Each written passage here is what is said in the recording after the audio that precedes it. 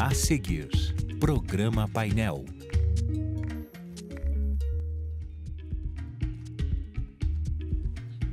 Olá, boa noite. Terça-feira, 26 de março de 2019. Está começando o programa Painel. Dark Web, em tradução livre, web escura. Outro termo, Deep Web, ou rede profunda. Estas são camadas da internet que não estão disponíveis para o grande público e são locais onde circulam, na maioria das vezes, pessoas com discursos de ódio, de violência e até planos de ataques terroristas. Temos dois exemplos bem recentes: o massacre em 2 mesquitas muçulmanas na Nova Zelândia e os assassinatos na escola de Suzano, em São Paulo. Juntos, quase 60 pessoas mortas, sendo 5 adolescentes. Se a internet foi o recurso usado para planejar esses crimes, como pais e professores podem se proteger e proteger seus filhos e adolescentes dessa situação? Nesse momento, estamos ao vivo pela UPF TV no canal 4, aberto, e também no canal 14 da NET. O painel também é transmitido pela rede de rádios UPF e no Facebook na página UPF TV. Contamos com a sua participação. Programa Painel. Apresentação: Jean Marmentini.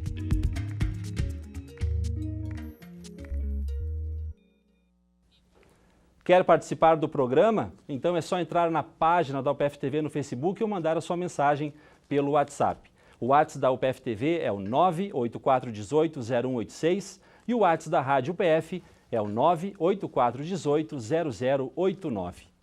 E para falar da Dark Web, dos perigos da internet e de que forma pais e escolas podem lidar com isso, o programa de hoje recebe o coordenador do Grupo de Estudo e Pesquisa e Inclusão Digital da UPF, professor Adriano Canabarro Teixeira.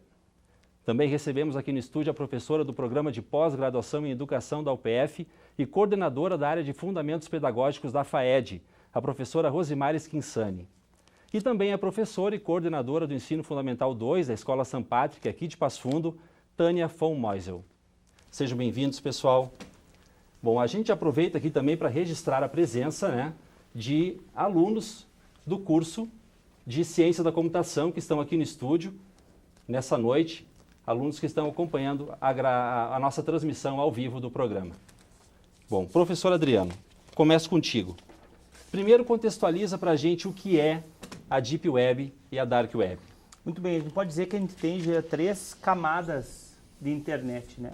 A primeira é a Surface Web, aquela web de superfície, que é aquela que a gente usa quando está no Google, por exemplo, né? Ou seja, eu faço uma pesquisa e, teoricamente, se a Rosimar ou a professora Tânia fizer a mesma pesquisa, os resultados vão ser muito parecidos, né? Sim. A Deep Web é aquela web que está por trás de qualquer login e senha. Ou seja, quando você acessa o Gmail e coloca o seu usuário e sua senha. Seria a intranet. A intranet é aquela página que se abre quando você coloca o teu login ou tua senha. Pode ser no Gmail, pode ser no Submarino, qualquer site. Porque ela gera automaticamente uma página que é só para mim e ela é muito mais profunda, muito maior do que a internet de superfície. E a Dark Web, essa sim, tem uma certa, às vezes, confusão entre as pessoas que não são da área em chamar a Deep Web de Dark Web. A Deep Web, tudo que acontece nela, ela é rastreada, tudo está em logs, né? As pessoas conseguem chegar. Na Dark Web, não. Então, eles usam protocolos como o Onion, usam a rede Tor, onde, por exemplo, eu estou navegando e agora o número IP da minha máquina está no Brasil. Daqui 2 segundos é o número IP da China. Que é para não rastrear. Que não tem como rastrear. Nós temos até uma arte, professor, de imagem, porque fazer uma alusão é como se fosse um iceberg, né? Essas camadas de internet. Exatamente. Só que na Dark Web eu já não consigo nem ver mais. Tão profundo? Eu não consigo mais identificar isso, né? Porque, de fato, eu não consigo rastrear o que está acontecendo. E a gente sabe o que significa para o ser humano na internet ou fora da internet não está sendo rastreado ou monitorado, né? A gente acaba dando vazão para aquilo que a gente tem de melhor e inclusive, do que tem de pior. É território livre, né? É, exatamente. Professora Rosimar, bom, é difícil para os pais e professores saberem as conexões que os filhos estão fazendo na internet, né? E de que forma é possível um educador, um professor atuar nisso? Então, boa noite, Jean. Obrigada pelo convite. Seria importante pontuar que o ato educacional, ele é um ato histórico. Então, a forma como nós educamos, ela vai se modificando com os tempos e com os contextos. Então, o acesso à internet, o acesso às tecnologias é um desafio muito contemporâneo. Por exemplo, não tinha, como a gente costuma dizer na minha época, os desafios eram outros. Tá? Hoje, um dos desafios mais pulsantes tem sido exatamente esse contexto de acesso à internet. Bom, tu me faz uma pergunta, como a gente pode cuidar, né, enfim, dos nossos alunos e dos nossos filhos? Para início de diálogo, eu acho que um primeiro pressuposto seria exatamente saber o que eles estão fazendo quando eles acessam a internet. Não com aquele controle extenuante que o aluno fica ou o filho fica dizendo, meu Deus, minha mãe não sai de perto de mim, mas com aquele controle na base do diálogo, da conversa, que o filho se sinta e o aluno se sinta confortável em dizer, eu acessei esse site, eu estou acessando esse outro site. E é uma das formas, assim, neste momento, que mais protegeria os nossos filhos e os nossos alunos. Certo. Professora Tânia, tecnologia e educação. A escola da senhora St. Patrick tem uma trajetória longa que anda aliada a isso, né? Sim. Exemplifica, de que forma isso é trabalhado para trazer essa segurança, trazer esse conhecimento, enfim, fazer tudo isso dialogar junto? Boa noite. Isso não é fácil. Isso não é fácil, porque principalmente nós aqui estamos falando, eu sou diretora da St. Patrick, né, das crianças na faixa etária de 2 anos a 12 anos, 14 anos. Né? E bem como a professora falou, é muito recente, tá? A tecnologia dentro de uma escola. Mas a gente não tem como negar isso. A gente não tem como dizer não. Ao contrário. A tecnologia é muito bem-vinda na escola, porque ela nos traz benefícios. Mas a gente tem que ter, atualmente, um bom senso de sabermos até onde nós podemos ir com as crianças. Tá? E isso é difícil. É difícil. Nós tivemos casos dentro da escola, creio que todas as escolas têm um histórico de problemas, né, com a internet, mas eu reforço o que a professora disse, que realmente os pais devem supervisionar. Os pais, o olhar do pai, o olhar de uma mãe, sempre tem que estar para o que o seu filho, naquele momento, está vendo ou fazendo. Mas essa é a responsabilidade. Sim, mas aí fica esse paradoxo com os pais, porque não dá para deixar sem internet, mas também deixa com a internet, aí tem a questão do tempo, tem a questão do que vê, né? Às vezes é muito comum você dar o celular e nós temos casos recentes, por exemplo, da questão da Momo, né, professor, que virou um problema no sentido de ser um ataque, provavelmente de alguém ligado à Dark Web, um ataque nos YouTube Kids, né, nesses aplicativos ligados a crianças pequenas, né? Porque a gente tem, as crianças são absolutamente influenciáveis, né? Faz parte do amadurecimento delas, elas criarem as suas barreiras, os seus mecanismos de proteção, né? Então, esses desafios virais, que a baleia azul foi um, o Momo é outro, né? Eles atacam exatamente as pessoas que são mais frágeis nesse sentido. Mas eu quero fazer um registro como pai, que tem 2 alunos na St. Patrick, 2 filhos na St. Patrick, né? E que eu acho que serve também, a postura da escola me parece que serve também para o pai que está se perguntando como é que eu vou proteger meus filhos disso, né? É não esconder, é não colocar embaixo do travesseiro ou embaixo do tapete a discussão, é trazer a discussão. Tem que falar, então. Tem que falar, as pessoas têm que conversar sobre isso, né? Não é negar a tecnologia, é utilizá-la e ter uma visão crítica sobre ela, e a gente só tem essa visão quando a gente não esconde as coisas, a gente discute, né? Então, mas o professor tem um ponto, desculpa cortar rapidinho, mas tem um ponto de buscar informação com as pessoas, não na internet, porque na internet também pode ter uma informação equivocada, errada. Mas quando eu não tenho na escola um espaço de diálogo, quando eu não tenho na minha família um espaço de diálogo, eu vou para onde? Eu vou para onde as pessoas estão a fim de me escutar e falar comigo, e não necessariamente aquilo que eu precisaria escutar, né? Então, acho que nesse sentido é bem legal, assim, a gente registrar, a gente precisa estar junto e precisa discutir e não negar a situação. Professora Tânia. Sim, nós tivemos um episódio da Momo na escola que foi Episódio recente? recente, semana passada, que talvez todo mundo deve estar sabendo sobre esse assunto, né? Que a Momo haveria aparecido no site, no YouTube, onde as crianças têm acesso enfim, aquelas histórias, né? Aqueles sites, e apareceria num desses sites a Momo. Né? E aí? E para uma mãe, para um pai, isso é terrorizante, saber que sua filha ou seu filho está em frente, né, ao que o que dizia ela naquele momento às crianças. Né? Inclusive, o YouTube se manifestou dizendo que não havia nada disso. Se manifestou muito tarde, porque isso já estava correndo pela internet, inclusive aconselhando as mães e pais que mostrasse e perguntasse a seus filhos se eles haviam visto. Tá?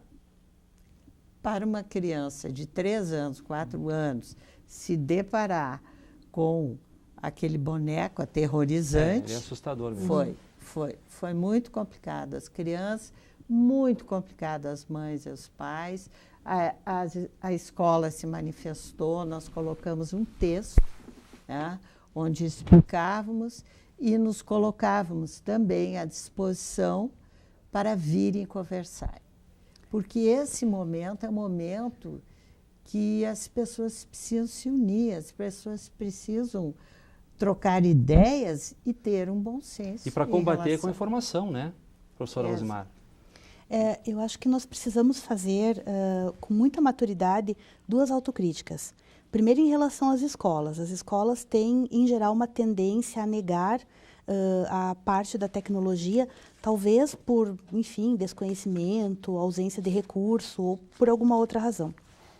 E a segunda autocrítica que nós precisamos fazer é em relação a nós, pais. As tecnologias, elas não podem ser a expressão, a nova chupeta das crianças. Então, você pega, bom exemplo esse. Entrega o tablet lá para o teu filho e você vai fazer outra coisa. E aí você está abrindo a porta para riscos iminentes, né? Então, a criança precisa, e acho bom que ela tenha acesso à tecnologia, mas com a supervisão do pai. Então, nós precisamos fazer essas 2 autocríticas. Como escola, como nós estamos enfrentando e pontuando a tecnologia, e como pais. Aquilo lá tem sido uma chupeta do meu filho ou o quê? Bom, professora, são questionamentos para a gente pensar. Antes da gente ir para o intervalo, importante, se você quer participar do programa, pode participar pelas redes sociais, manda mensagem. O nosso telefone da UPF-TV de WhatsApp é 984180186 e o da Rádio UPF é 984180089. A gente faz um rápido intervalo e a gente já volta para continuar esse assunto aqui, tá bom? Estamos apresentando Programa Painel. Voltamos a apresentar Programa Painel. Estamos de volta e seguimos falando sobre esse assunto que envolve segurança na internet, o submundo da internet e os cuidados que pais e professores necessitam ter com crianças e adolescentes. Bom, antes de eu passar a bola para você, professora, eu reforço aqui que você pode participar pelo programa através da página da UPF-TV no Facebook ou no WhatsApp. O nosso WhatsApp é o 984180186 e o WhatsApp da Rádio UPF é o 984180089, nós que estamos ao vivo também na rádio. Professora, você deixou a bola picando aqui no final do primeiro bloco, nessa questão de os pais terceirizarem a atenção dos filhos, né, através do celular. É mais fácil dar um tablet, dar o aparelho e a criança fica ali 2 horas, 3 horas. E também esse desafio grande para as escolas que é lidar com a internet e a educação. Ok. Olha só, Jean, as questões educacionais, elas mudam de objeto, mas epistemologicamente elas continuam bastante semelhantes. O processo de terceirização dos filhos, ele vem há muito tempo, né? Os pais, em geral, eles encontram espaços para deixar os filhos a maior parte do tempo ocupado, e com isso eles conseguem fazer outros afazeres cotidianos, tá? Isso foi em outras épocas, com as atividades domésticas, com as atividades da casa, eu me lembro da minha época, era a caligrafia, nós éramos terceirizados para a caligrafia, e hoje os pais têm uma certa tendência a terceirizar os filhos para o tablet. A grande questão é, eu como mãe, como eu me coloco diante daquilo que o meu filho, que a minha filha está fazendo? Como eu supervisiono isto? Em que medida eu tenho consciência que aquilo que ele está fazendo é pedagógico, é instrucional ou tem algum sentido. E as escolas, elas também se deparam com esse tipo de situação. Então, os desafios da escola antes eram desafios, por exemplo, mais de dentro da sala de aula. Hoje são desafios que de fora, do mundo fora dos muros da escola, entra para dentro da escola através da internet. Os desafios são os mesmos e a escola também precisa aprender a lidar com este mundo. O certo é que a internet é um mundo aberto e se você souber usá-la, né, isso vale para uma escola, vale para os pais, é uma ferramenta sensacional, né, porque você pode, através de um acesso de um site, envolver todas as áreas do conhecimento. Hein, professora? Concordo. E uma escola fechada em si mesma está fadada ao esquecimento, creio eu, né? Porque o mundo está ali, o mundo está além dos portões da escola.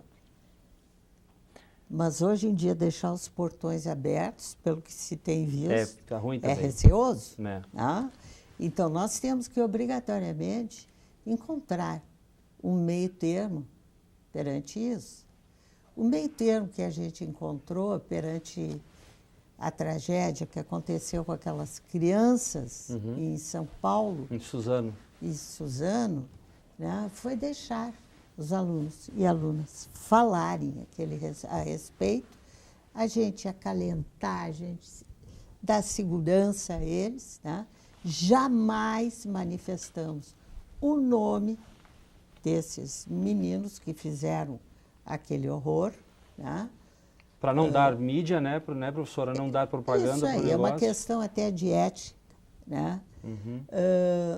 Mas acalentamos, escutamos, e eu creio que é o mais importante, é o que naquele momento eles estavam precisando.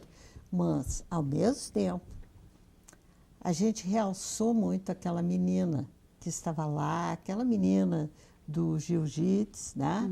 A gente, olha lá, é uma menina. E a menina foi lá, defendeu, né? A menina conseguiu.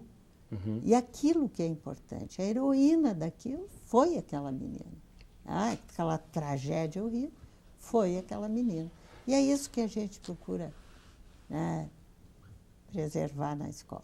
O que ficou bem claro para mim, ouvindo a fala de vocês três, é que você tem filho pequeno, enfim, com acesso à internet, tu é um bom exemplo aqui, professor, porque entende do assunto bem, né? Tem que estar próximo, tem que saber o que está fazendo, tem que conversar, tem que estar... Eu acho que mais que conversar, eu acho que o papel de um pai, né, assim como do professor, é saber ouvir, né? E aquilo que não é dito também, né, gente? Então, tu tem na tua casa, tu vê que, por exemplo, o teu filho começa a ter dificuldade para levantar de manhã, né? Porque geralmente o acesso à internet ou aos jogos acaba sendo à noite, e como tu tem o teu smartphone e ele te dá uma mobilidade, tu acessa onde tu tá. Quando ele começa a ter queda no rendimento escolar, quando talvez ele comece a ter atitudes que não condizem com o ambiente familiar. Pode ser atitudes, ou pode ser algumas falas, ou algumas gírias, né? Medos bobos. Medos bobos, exatamente, né? Então, eu acho que é bem importante que a gente fique ligado nisso e sensível, e tenhamos, por um outro lado, né, também uma certa precaução em achar culpados de forma rápida. É fácil dizer que a culpa é da Deep Web e da Dark Web. Pode passar por aí, né? Mas a grande questão ela é um veículo para pessoas que talvez tenham algum talvez não, com certeza tem um distúrbio, né? Porque a questão que é certa é a exposição excessiva a determinado estímulo banaliza aquele estímulo e faz com que eu ache que fazer algum ato violento não seja tão problemático quanto. Mas a questão é a exposição excessiva. Isso acontece nos games, sim, acontece na Dark Web também, mas também acontece nos telejornais, né? Também acontece nos filmes. Eu acho que isso é importante que a gente fique ligado, nós como pais e professores. Né? Eu só tenho, professor, rapidinho, uma pergunta. Chegou uma pergunta do João, da Vera Cruz. Ele quer saber o seguinte, professor. O pai que não domina tanto essa ferramenta, esse acesso às redes sociais e internet, é normal, hoje os filhos, né, eles vão muito bem nisso. De que forma esse pai pode tentar compreender e, não vou dizer controlar, mas ter assim, ficar mais tranquilo de saber o que o filho está fazendo? Tem algum jeito, professor? Ou não, meu velho, você tem que fazer um curso de informática e aprender e se informar? Eu vou dizer para o João, vou olhar aqui para o João que está nos olhando, é o seguinte, não tem nada de novo. Tudo que você faz fora da internet deve fazer dentro da internet. Né? Eu me lembro quando eu era piá, meu pai e minha mãe diziam o seguinte: Adriano, não fala com quem você não conhece. Não fala das coisas da casa com pessoas que são estranhas para você. Né? Não confie em tudo que te falam. A regra é a mesma, então? A regra é exatamente a mesma. Né? É óbvio que, às vezes, a Vitória, minha filha tem 7 anos, ela fica no YouTube Kids. Né? Ela não escuta o YouTube Kids em fone de ouvido. Porque eu preciso saber o que está acontecendo. Ela não usa o smartphone na hora da mesa, mas nós também não, nós como pais também não usamos. Ela só usa depois de determinado momento ou depois de determinadas tarefas, ou seja, o ser humano precisa de regras e não é porque a internet está aí que a gente não vai ter essas regras também. Né? E nem leva para a cama o smartphone. E nem leva para a cama o smartphone, como não tem computador no seu quarto também, porque o quarto, essa é uma questão familiar, né, João? É lugar para ir dormir. E não para fazer outras coisas. Né? Então tem um espaço comum onde a gente acessa a internet. Todo mundo junto. Professora Rosimar fez sinal, depois você, Tânia, tá?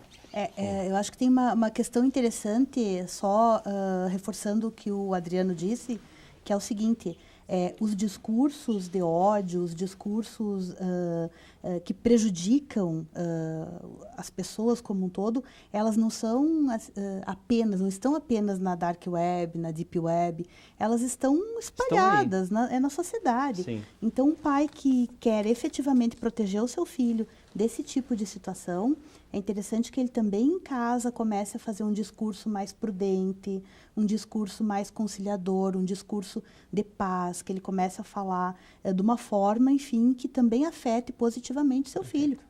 Educação e informação. Isso está muito claro, professora. Claro. E creio que o professor falou muito bem, ponderou muito bem também, a professora. E o mais importante do que a internet são os livros. E vou olhar para vocês quando eu estiver aqui. Leiam para seus filhos. Façam isso toda noite. Leiam para as crianças. Porque a leitura, ela abre a cabeça mesmo, né? A imaginação, tudo. Sim, porque enquanto você lê, a área cognitiva de uma criança está trabalhando, porque ele tem que imaginar personagem, ele tem que imaginar o cenário, a cor do cabelo. Ou a comida, o cheiro. Sim, e é isso que importa, mais do que tudo. E nada se compara a uma mãe ou a um pai lendo uma história de um livro para uma criança. O recado está muito claro, porque é a questão da dose, não se pode exagerar, né? E o que você falando, professora, a gente sabe, tinha uma vez uma época que a internet iria substituir o livro. Isso não aconteceu e não vai acontecer, né? E por outro lado também está muito claro, a fala de vocês três é que os pais têm que estar próximos dos filhos e têm que conversar, esclarecer e não fugir das perguntas, por mais espinhentas que sejam. Exato, e a gente tem que lembrar o seguinte: eu tenho 46 anos e fui criado pela Sessão da Tarde. É isso, né? Isso. E vendo, por exemplo... Pela televisão. Pela televisão, mas eu estou falando da Sessão da Tarde porque eram filmes e de manhã tinha olha o que é o coiote que sofria na mão do Papaléguas, né?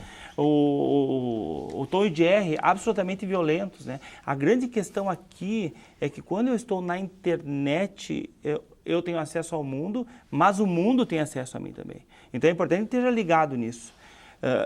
Eu não sei o que é mais prejudicial, se negar o acesso ou deixar o acesso livre. Acho que a gente tem que fazer uma calibragem aí do ponto de vista do que a gente acessa, quando acessa, com quem a gente está se relacionando, para que a gente também não crie os nossos filhos à mercê de uma ferramenta que é uma ferramenta poderosa de desenvolvimento. Alienados, exatamente. Isso. Bom, pessoal, nosso tempo está chegando ao fim. Muito obrigado pela presença de vocês. O painel está encerrando. Eu agradeço aqui a sua companhia, lembrando que o programa reprisa na UPF TV amanhã, quarta, às 11 da noite, e na quinta-feira, às 10 horas da noite. Na próxima semana a gente volta com mais um tema de interesse. Obrigado pela presença de vocês, Adriano, professora Rosimar, professora Tânia. Obrigado a você que ficou com a gente até agora também. Até a próxima semana. Lembrando também importante, obrigado a vocês, estudantes, pela participação, hoje com o auditório. Muito obrigado, tá, pessoal? Até mais!